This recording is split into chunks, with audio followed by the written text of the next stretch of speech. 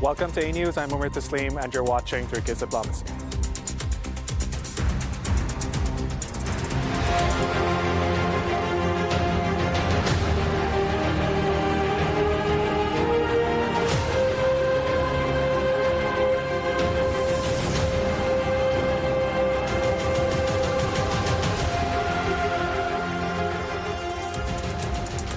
As the Gaza war enters its third year, the world's attention turns once again to Egypt's Sharm el-Sheikh, where Turkey joins the US, Qatar and Egypt in a renewed push for a ceasefire. The talks, centered on President Trump's 20-point peace plan, seek to end the bloodshed that has claimed more than 67,000 Palestinian lives and left 2 million displaced. Turkish intelligence chief Ibrahim Kalin and Qatari Prime Minister Sheikh Mohammed Al Thani are leading efforts to secure a phased truce, humanitarian aid and hostage exchanges amid fears of fresh Israeli strikes in the occupied Gaza Strip.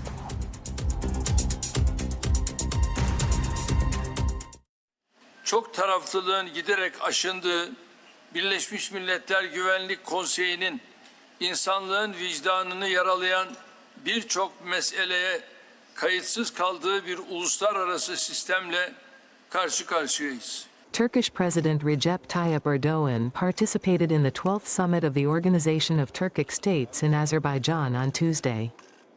The summit, hosted by Azerbaijani President Ilham Aliyev, brings together leaders from Turkic nations to discuss regional cooperation, peace and security. Biz ancak Filistin halkının uluslararası meşruiyet ve hukuktan kaynaklanan hakları temelinde iki devletli bir çözümün kalıcı ve adil barışa kapı açacağına inanıyoruz. Bu yönde de çalışmalarımızı kararlılıkla sürdürüyoruz. The theme of the summit, Regional Peace and Security, reflects ongoing efforts by Turkic countries to enhance collaboration in areas including trade, energy, transportation and diplomacy. İsrail hükümetinin Lübnan ve Suriye ile başlayan, Yemen ve İran'la devam eden ve son olarak Katar'ı hedef alan saldırıları bölgemizin istikrarına en büyük tehdidin bu ülkenin mevcut yönetiminden kaynaklandığını gösteriyor. This annual summit provides a platform for member countries to coordinate policies, strengthen economic ties, and develop joint initiatives in education, culture, and security. Suriye'nin toprak bütünlüğü ve birliğini muhafaza temelinde siyasi, ekonomik ve güvenlik ortamının iyileşmesine odaklanmalı, Türk devletleri olarak Suriye hükümetiyle angajmanı ilerletmeliyiz. President Erdogan's participation underscores Turkey's active role in fostering regional solidarity and advancing cooperative efforts among Turkic nations. Türk dünyasının bölgemizin istikrarında ve güvenliğinde birçok anlamda daha etkin rol üstlenebileceğine inanıyoruz. Bugün yakın coğrafyamızda yaşanan pek çok çatışma, savaş ve uluslararası hukuk ihlaline karşı teşkilatımızın kararlı duruş sergilemesi önemlidir. Welcome back to the program. Anews editor Mustafa Kojakanar, welcome to the program. Thanks for having me, Omar. Mustafa, let's start with the ceasefire talks in Sharm el-Sheikh in Egypt's tourist hub, Sharm el-Sheikh. It's a very important meeting. Delegations from Israel, Hamas, the Turkish intelligence minister Ibrahim Kalin, Qatari PM Al Thani, Jared Kushner, and there are so many other people who are in Egypt right now. They have arrived. They were there in early morning today. Now, Mustafa, let's begin with that. How important is Ibrahim Kalin's visit to Egypt at this point? Omar, last week US President Donald Trump announced his peace plan for Gaza's political future, and right now there are still ongoing discussions among Israel, Hamas and regional and international stakeholders in Egypt. As you know, 20-point Gaza ceasefire, Gaza peace plan is being praised by the international community. Right now, everyone is reiterating their country's strong support for Trump's so-called Gaza peace plan, and we know that there are many uncertainties and disagreements over the peace agreement because Trump and Israel is pushing Hamas to dissolve itself and lay down their weapons. On the other hand, Hamas is asking for full withdrawal of Israeli military forces from the occupied Palestinian territory, Gaza Strip, and we can clearly say that there are several demands coming from both sides, and I think that these different security demands need to be reconciled by the regional and international stakeholders. And within this context, today, Turkish National Intelligence Chief Ibrahim Kalın is going to Egypt to participate in the peace negotiations between Israel and Hamas. On the other hand, as you mentioned, U.S. officials and Qatari officials are in also Egypt to attend the ceasefire negotiations. But right now, there is a stalemate between two parties because Israel is insisting on being in Gaza for a while, but on the other hand, Hamas is calling for full Israeli withdrawal from the Gaza Strip. I think that negotiations will continue for a while in Egypt, and I hope that Turkey's diplomatic steps will be able to help both sides reach a ceasefire or peace deal. Mustafa, the Syrian Foreign Minister el-Sheikh will also visit Turkey today. Later today, he will be arriving in Turkey, in the capital. Now, there were not many details that were revealed by the Turkish government, but what could possibly be on the agenda when Turkish Foreign Minister Hakan Fidan meets his Syrian counterpart today?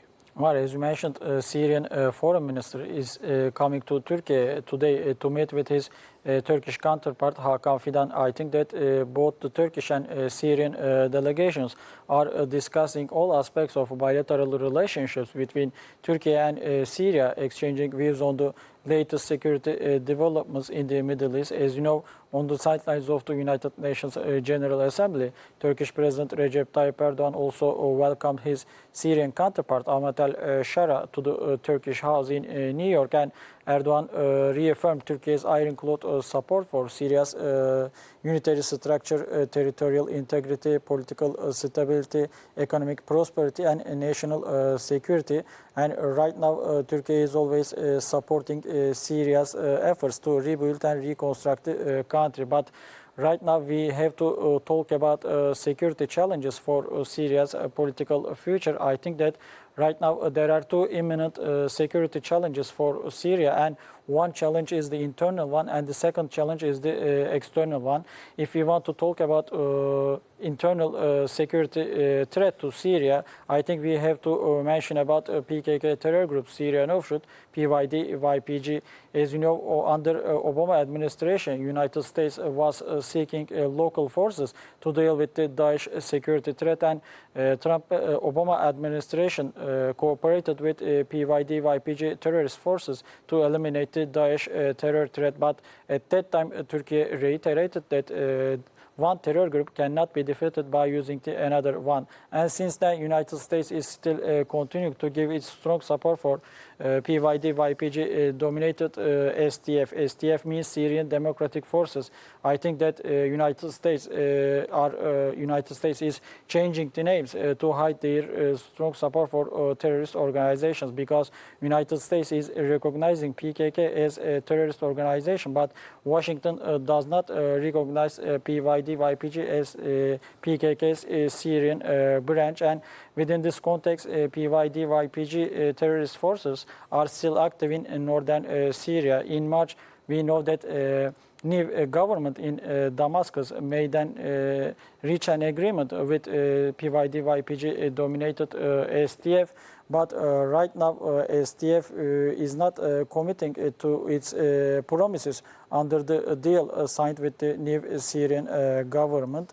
Right now, there is a ceasefire between Syrian security forces and PYD, YPG terrorist forces. And I think that if PYD, YPG tries to establish a new separate political structure in the region, Turkey will not sit idle. And I think Turkey will not allow any fait accompli in the region. And if we want to talk about external threat, we have to mention about the Israeli factor. As you know, Israeli military forces have been regularly targeting Syria's military infrastructure, and we know that Turkey's rising geopolitical influence in Syria is testing Israel's patience.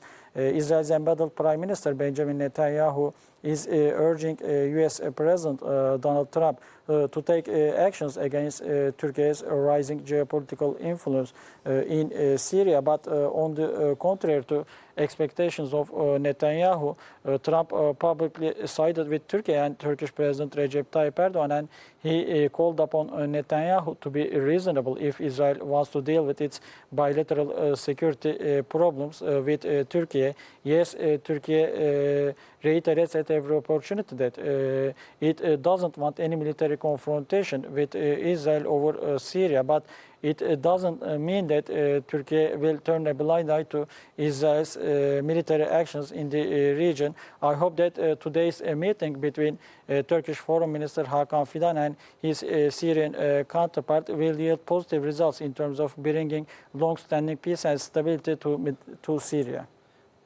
Mustafa, excuse me. At the start of the program, we were watching that news report about the Organization of Turkic States, and Erdogan was also there. It was held in Gabala in Azerbaijan.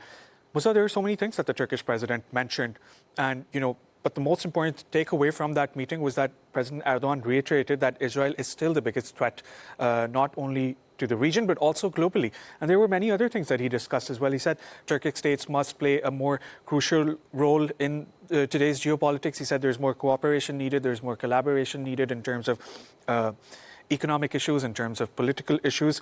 So let's start with that, Mustafa. Let's revisit this meeting. Tell me, what do you make of these statements when President Erdogan says that Israel is still the biggest threat to this region? Yesterday, Turkish President Recep Tayyip Erdogan was in Azerbaijan to participate in the organization of Turkic States Summit, and on the sidelines of the summit, President Erdogan met with Turkic leaders to discuss the bilateral or multilateral relationships among Turkey and other Turkic states. And Turkish President Recep Tayyip Erdogan called for further solidarity among member states to deal with the common security challenges in shared geography.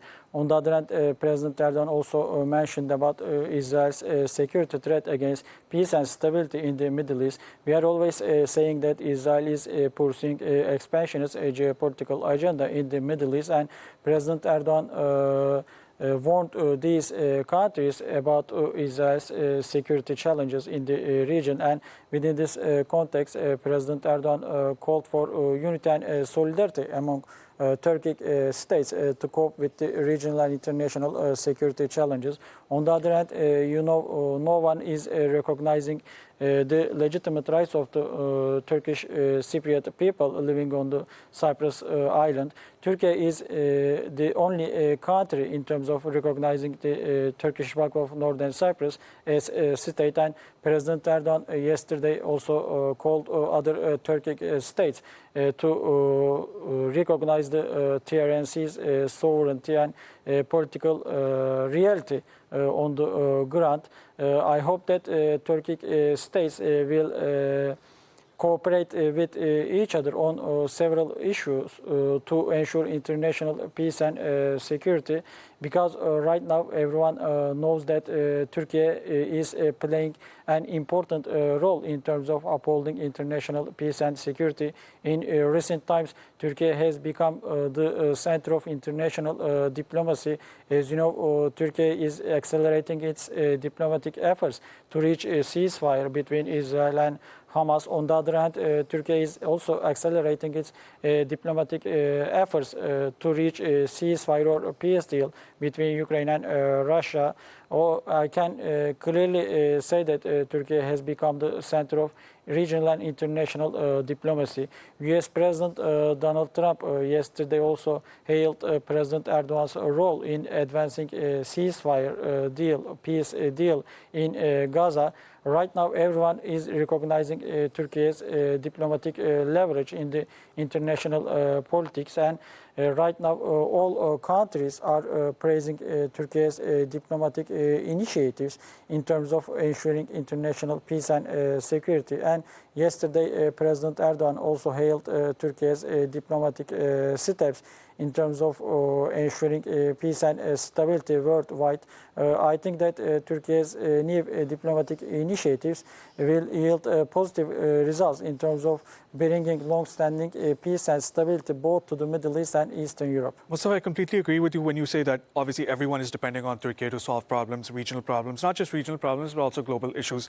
For example, when we look at the war in Ukraine, how Turkey is using its diplomacy to end the war there. Now, Mustafa, Trump mentioned that. Trump thanked Turkey, Trump thanked Qatar, Saudi Arabia, other world leaders as well in helping to, bring this ceasefire into existence between the Israelis and Hamas.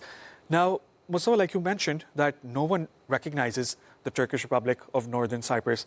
The TRNC president, Ersin Tatar, was in Azerbaijan. He attended the summit. Mustafa, how is Turkey using its peace diplomacy to better integrate the TRNC into the Turkic world?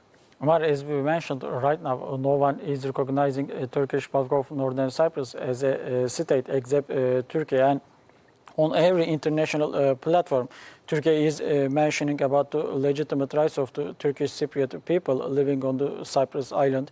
Turkey is always calling for good neighborly relationships with Greece, but on the other hand, on the ground, it is evident that both Greece and Greek Cypriot administration are pursuing a maximalist demand, and that is the reason why they are lobbying against Turkey and Turkish Republic of Northern Cyprus in the world politics. As you know, Greek Prime Minister Kyriakos Mitsotakis is going to United States, and he is lobbying against Turkey and Turkish Republic of Northern Cyprus. In European Union meetings, they are always lobbying against the Turkish Cypriot people. And right now, Turkey is reiterating that there should be a two-state solution to the decades-old Cyprus issue. And yesterday, Turkish Cypriot President Ersin Tatar also reiterated that there are two separate nations living on the island right now, and one nation is Turkish Cypriot people, and the other nation is Greek Cypriot people. Turkey has been pushing for two-state solution to the decades-old Israeli-Palestinian conflict, and Turkey is also pushing for two-state solution to the Cyprus issue. But right now, unfortunately, no one recognizing TRNC as a state, and on the other hand, some Turkic states are deepening their bilateral relationships with the Greek Cypriot administration. I think that yesterday Turkey also pushed the recognition of TRNC as a state by other Turkic states. I hope that all Turkic states will be able to find a common way or common sense, and they will recognize TRNC as a state. Mustafa, I wish we had more time. I would have asked you about the problems that Greece has brought into this entire issue and how the European Union has been pressuring the TRNC as well and siding with the Greeks. But anyway, I want to focus my attention on the phone call that was held between Turkish President Erdogan and his Russian counterpart, Vladimir Putin. Mustafa, what was discussed in that phone call? I believe both of the leaders did agree that a peaceful solution is needed to end the war in Ukraine. What else was discussed there, Mustafa? Well, as you mentioned yesterday, Turkish President Recep Tayyip Erdogan held a phone conversation with his Russian counterpart Vladimir Putin to discuss the bilateral relationships between Turkey and Russia. On the other hand, we know that ongoing wars in Ukraine and Gaza also dominated the phone conversations between Erdogan and Trump. As you know, since the very beginning of the crisis in Eastern Europe, Turkey has been reiterating that there will be no losers in just peace, and there will be no winners in continued wars. Within this context, Turkey has been always trying to play an important role as a facilitator or mediator country to reach a ceasefire between Ukraine and Russia. And as you know, Turkey's Istanbul hosted several rounds of peace negotiations between Ukrainian and Russian delegations. Maybe these talks didn't yield any positive results in terms of reaching a ceasefire or peace deal, but I think that Istanbul talks contributed to confidence building measures between Russian and Ukrainian delegations. On the other hand, Turkish foreign policy makers have been also calling for leader-to-leader diplomacy to end Ukraine-Russia war, and within this context, Turkey has been trying to bring Ukrainian President Volodymyr Zelensky, Russian leader Vladimir Putin, and US President Donald Trump together in Turkey's Istanbul or Ankara. I think that all stakeholders will take Turkey's security demands into the consideration if they want to put an end to the ongoing conflicts in the region. Mustafa Kocakinar, thank you so much for that analysis. I'll be right back with you. Thank you, Mar. U.S. officials are pressing for the swift release of hostages as indirect talks between Israel and Hamas continue in Egypt, with both sides exploring a potential ceasefire deal based on President Donald Trump's peace plan.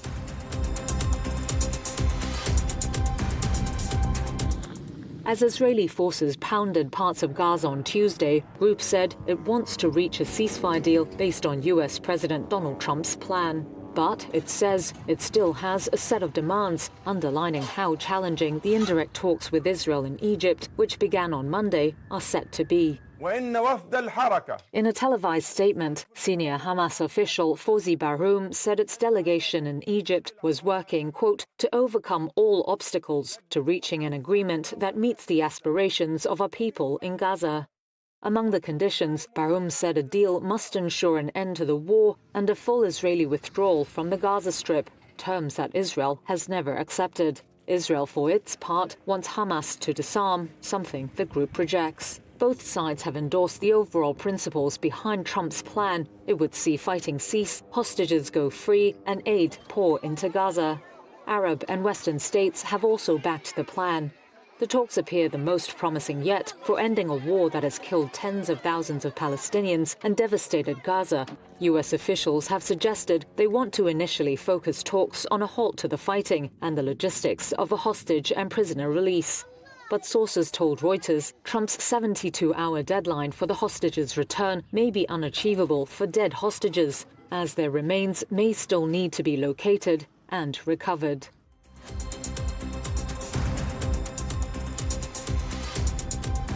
Welcome back to the program. Joining us now from the Pakistani capital is political analyst Javed Rana.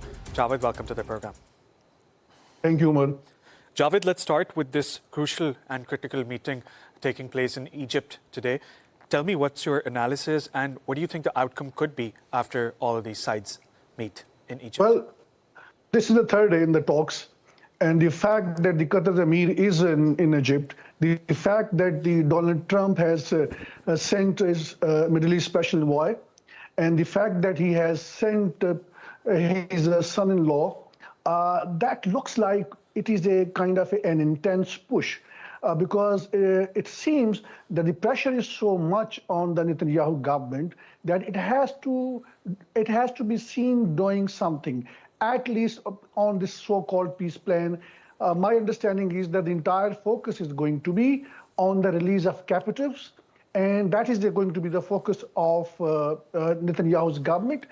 And the Hamas focus obviously has been about seeking some kind of guarantees from the international players about the withdrawal of apartheid Israel forces from occupied Gaza.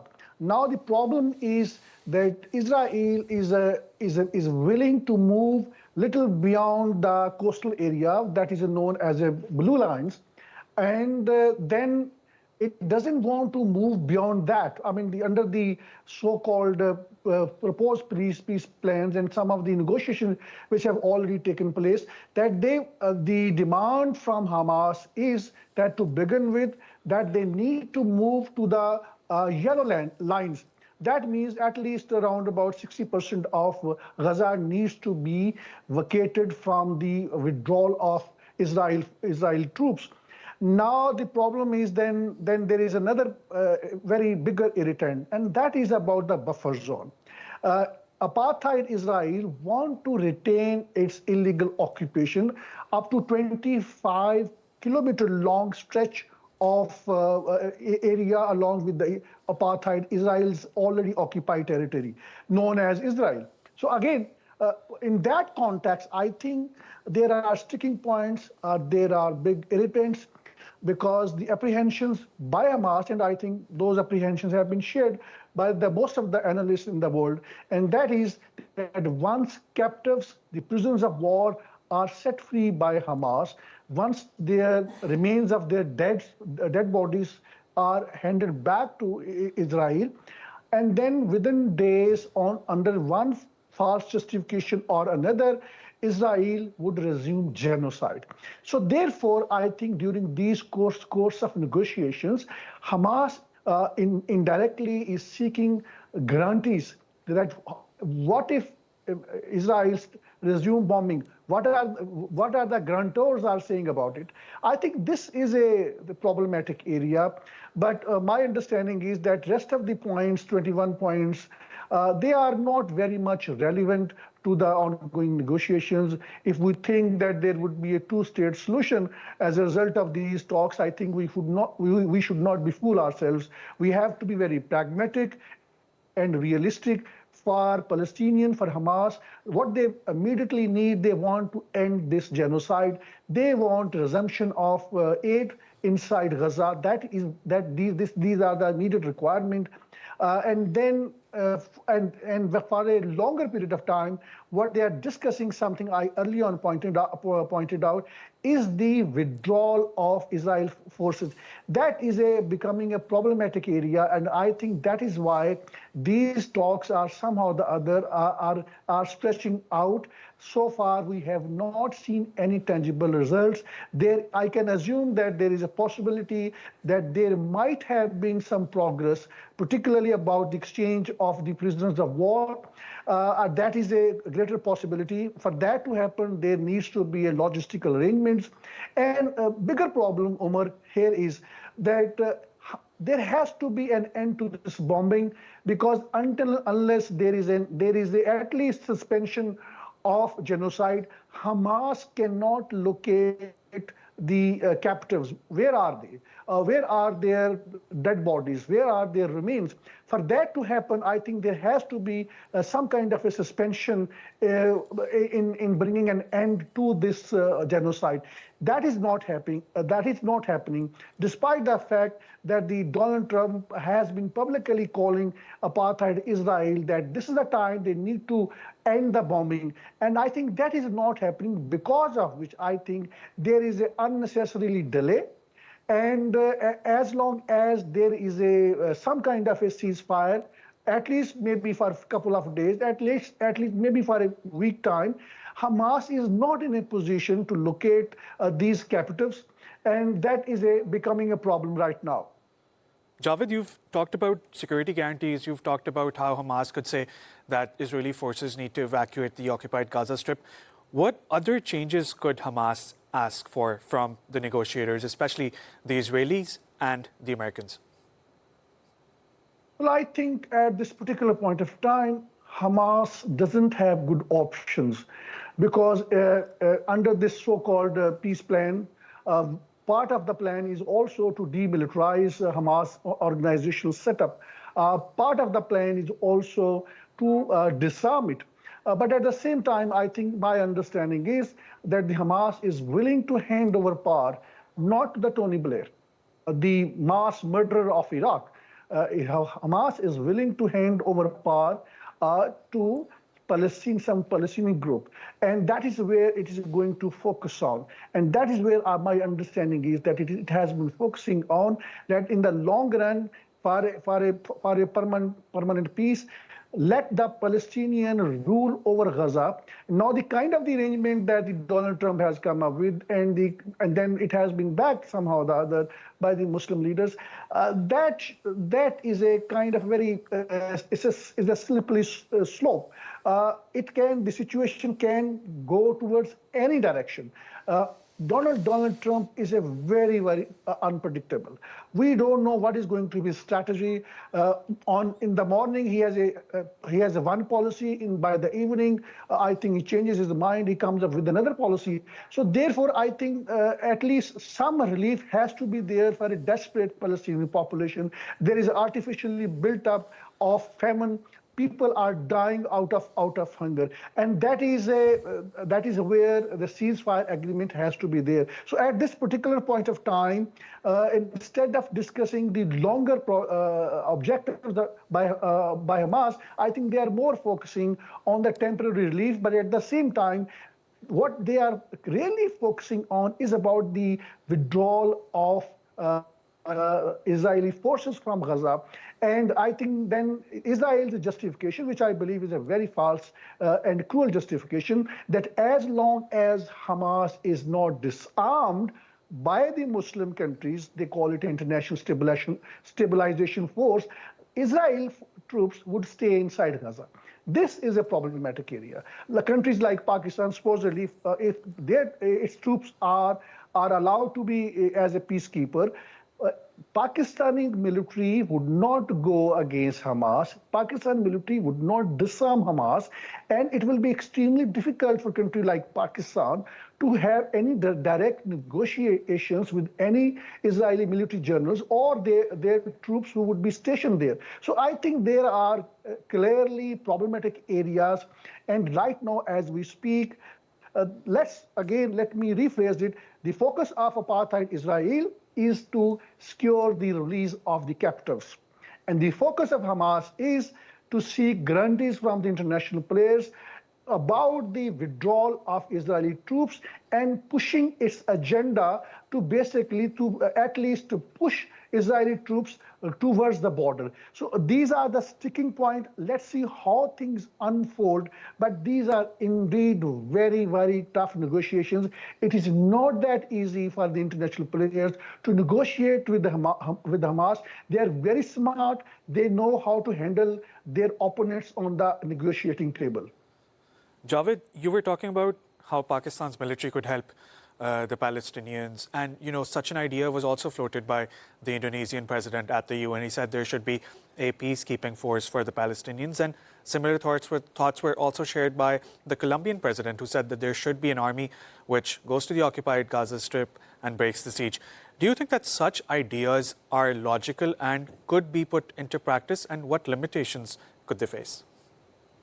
I think if the international stabilization force, which include Indonesian troops, may include Pakistani or Turkish troops, there's nothing wrong with their presence as long as they are not mandated to disarm Hamas.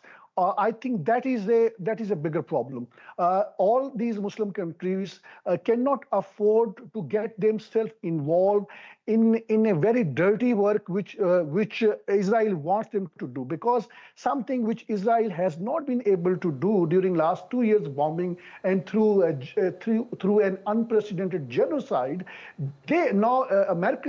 Israel, in fact, through Americans, want that Pakistan, Turkey, Indonesian troops, and Egyptian troops should be inside Gaza and should destroy all these at least 500-kilometer long zigzag tunnels and disarm Hamas and Islamic Jihad. So these are the terrible ideas. And I think Hamas is also pushing the idea that the leaders like Tony Blair, the former British Prime Minister, would not be acceptable. I think that focus is entirely making sense, because Palestinians would not accept anyone who does not belong to the Palestinian territory. Yes, Palestinians have their difference of opinion among themselves. They have a huge political division. But at the same time, I think this is an extraordinary situation where Palestinian Authority, Hamas, Islamic Jihad, and other factions they are willing to build up a coalition. No, and then very importantly, if there is some progress is made, supposedly for the sake of the argument, if the prisoners of war are released from the both sides, and then there is also withdrawal of the Israeli troops, at least from parts of Gaza, then I think Palestinians would like to administrate themselves, and Hamas, my understanding is that they are very smart and they are very intelligent. What they are going to do, they would say, yes, we would not be part in the governing coalition, but at the same time, I think they will stay armed, and they will essentially camouflage themselves in the social fabric. But Hamas would not be disarmed. This is a nearly next to impossible. But if you have just a brief analytical view of the 2 years long genocide, there are some takeaway points. The takeaway points are that Israel had a declared objective to eliminate Hamas altogether. They have terribly failed. Israel has now ended up negotiating with their arch enemy. And it looks like that Israeli troops will have to withdraw themselves. That is going to be a victory of Palestinians. Let's not get into the nomenclature of Hamas or Islamic Jihad. Let's say Palestinian resistant groups. They have not accepted these so-called illegal sovereignty and of Israel at the expense of the Palestinian lives. I think that is something extraordinary. And now the fear probably in Tel Aviv is that once there is a kind of a peace deal, no matter how loose that peace deal may be, Hamas would celebrate it as a victory. You may recall that there was a similar situation in early this year when there was a temporary ceasefire agreement which Israel backtracked. Hamas was releasing captives in front of the media. And then the public perception was, once again, that Israel has lost. The criteria of who is winning this war is not that how much territory Israel has occupied. Criteria is that the Hamas has survived. A lethal force, a lethal Israeli force, which was backed by militarily by the USA, by the almost entire Europe. That is something extraordinary, and that is the fear in Tel Aviv. And I think Netanyahu is going to lose politically inside Israel and also internationally. I think he is the most hated person across the world. Political analyst Javed Rana, thank you so much for that analysis. It was a pleasure having you on the program today. Anews editor Mustafa Kojakanar, thank you so much for being with us in the studios. Thank you, Mark. That brings us to the end of our program. Thanks for joining us. Bye for now.